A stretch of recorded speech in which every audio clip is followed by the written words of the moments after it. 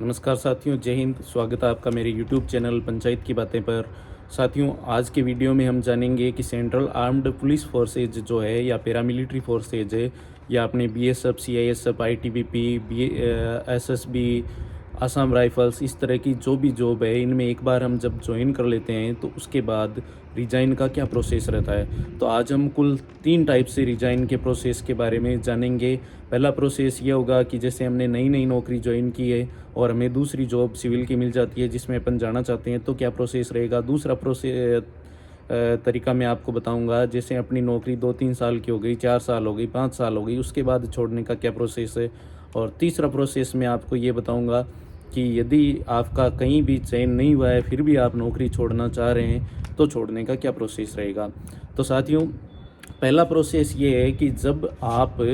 नई नई नौकरी लगते हो और आपकी दूसरी नौकरी मिल जाती है आपको सिविल में, तो छोड़ने का क्या प्रोसेस है। तो साथियों, ऐसी स्थिति में आपको जो सबसे पहले ध्यान रखने वाली बात ये है कि जब ज्वाइन अपन करते हैं किसी भी यूनिट में जाके, तो ज्वाइन करते टाइम सबसे विशेष ध्यान रखने वाली बात यह है कि जब अपना डॉक्यूमेंट वेरिफिकेशन वो करते हैं उस टाइम अपने को एक एप्लीकेशन लिख के देनी है। यूनिट कमांडर जो भी आपका है उसके नाम आपको डॉक्यूमेंट वेरिफिकेशन के डॉक्यूमेंट के साथ ही वो एप्लीकेशन लगा देनी है, जिसमें ये लिखना है कि श्रीमान जी, मैं ये नौकरी जो ज्वाइन कर रहा हूँ इससे पहले मैंने निम्नलिखित एग्ज़ाम दे रखे हैं और निम्नलिखित एग्ज़ाम का फॉर्म भर रखा है जो कि इस नौकरी से हायर ग्रेड पे के हैं और इनमें चयन होने की स्थिति में कृपया मेरा पदत्याग, इस जो वर्तमान जिस पद पे मैं ज्वाइन कर रहा हूँ उससे पदत्याग स्वीकार करने की कृपा करें। तो ऐसी स्थिति में क्या होगा, जब आपका चयन किसी भी पोस्ट पे हो जाएगा जिन पे आप लिख के दे रहे हो कि मेरे ये फॉर्म भरे हुए हैं या ये एग्ज़ाम दिए हुए हैं, तो इनमें चयन यदि आपका हो जाता है किसी भी नौकरी में, तो जब आपका चयन होगा तो जब आप पदत्याग की एप्लीकेशन लिखेंगे थ्रू प्रॉपर चैनल अपने कंपनी कमांडर के माध्यम से, और आपकी जो एप्लीकेशन है वो प्रशासनिक ऑफिस में भवन में आपके जाएगी, तो वो चेक करेंगे और उनको जब पता चलेगा कि आपकी एप्लीकेशन पहले से दी हुई है, और आप ये मेंशन करना रिजाइन के एप्लीकेशन में कि मेरा टेक्निकल रिजाइन एप्लीकेशन स्वीकार करने की कृपा करें, क्योंकि मैंने पहले से ये जो इंटीमेशन है वो दे रखा था। तो ये इंटीमेशन पहले से देने की स्थिति में आपका जो ट्रेनिंग कॉस्ट है वो बिल्कुल भी नहीं लगेगा, आपको बिना किसी चार्ज के रिलीव कर दिया जाएगा। सिर्फ और सिर्फ क्वार्टर मास्टर से आपने जो सामान इश्यू किया होगा या आपको जो मिला होगा उसका 3-4 हज़ार 5,000 रुपये जो भी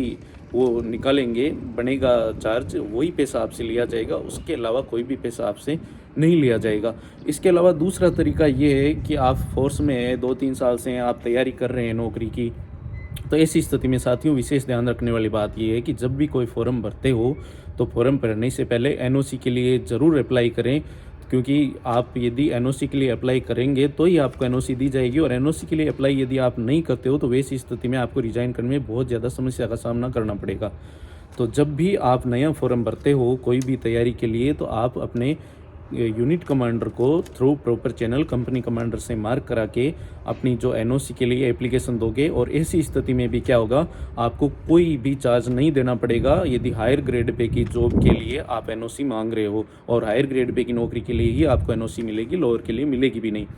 तो यदि आपने ये पहले लिख के दे दिया है तो इस स्थिति में एनओसी आपने ले लिए तो भी आपका एक भी पैसा नहीं लगने वाला रिजाइन के लिए। सिर्फ क्वार्टर मास्टर से जो भी आपने इश्यू किया हुआ होगा सामान, उसी का पैसा आपको भरना पड़ेगा। अब ये 2 तरीके हो गए मुख्य इजीली रिजाइन के।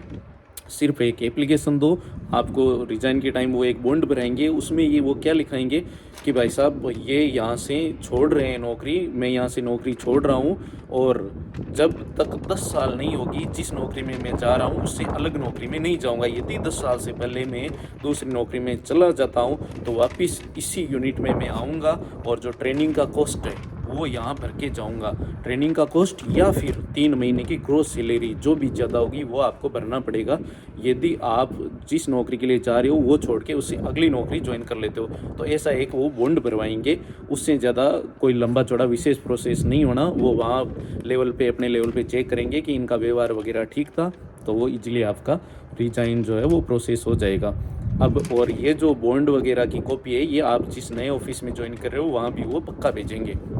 तीसरा प्रोसेस आपका ये कि आपकी कहीं भी नौकरी नहीं लगी है, या फिर नौकरी लगी है तो लोअर ग्रेड की लगी है, और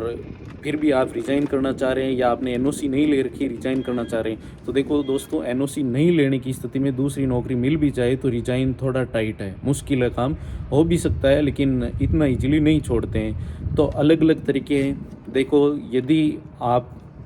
रिज़ाइन करना चाह रहे हैं तो आपके रिज़ाइन करने का जेन्युइन कारण होना चाहिए, आप क्यों रिज़ाइन करना चाह रहे हैं। मतलब एक तो आप बहुत ज़्यादा परेशान हैं, ये लिख के दो कि आपको नहीं छोड़ा जाएगा वहाँ से, नौकरी तो करनी पड़ेगी। आपको घर की विशेष परिस्थितियाँ बतानी पड़ेगी। यदि दूसरी नौकरी लग रही है तो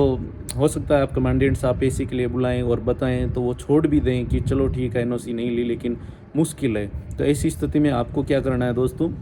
आपकी जो परिस्थिति है वो बतानी है कि मेरे माता-पिता है वो बूढ़े हैं या बीमार रहते हैं या घर पे और कोई उनको सँभालने वाला नहीं है, हर महीने इलाज के लिए लेके जाना पड़ता है। इस टाइप की कोई विशेष परिस्थिति हो गई। और पैसा कितना लगेगा? पैसा लगेगा 3 महीने की आपकी ग्रॉस सैलरी या फिर ट्रेनिंग कॉस्ट, जो भी ज़्यादा होगा वो पैसा आपको भरना पड़ेगा। और उसके अलावा जो क्वार्टर मास्टर्स हैं, आपने जो भी सामान रिसीव किया है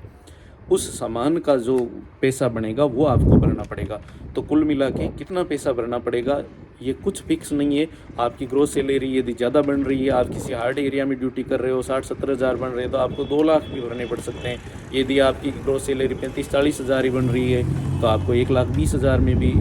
छोड़ दिया जाएगा। जैसे मान लीजिए कि आपकी ग्रॉस सैलरी 45,000 रुपये, तो 45 को 3 से गुणा करो, 1,35,000 रुपये में आपको छोड़ दिया जाएगा, प्लस जो क्वार्टर मास्टर का जो सामान आपने इश्यू किया उसका कॉस्ट जो भी होगा उसके आधार पे आपको छोड़ दिया जाएगा। लेकिन आपके पास अच्छा बहाना होना चाहिए, उसके बगैर नहीं छोड़ने वाले। और एक सबसे महत्वपूर्ण टिप जो मैं आपको अब बताने चाह रहा हूँ कि आपने नई नई नौकरी ज्वाइन की है, यदि आपकी ट्रेनिंग चल रही है और आपने इंटीमेशन नहीं दिया था ज्वाइनिंग के टाइम और आपकी ट्रेनिंग चल रही है और आपको दूसरी नौकरी मिल गई है, तो इसी स्थिति में दोस्तों गारंटी नहीं है कि हो ही सॉल्यूशन, लेकिन आप अपनी कंपनी कमांडर से बात कर लें कि सर, या फिर आपकी जो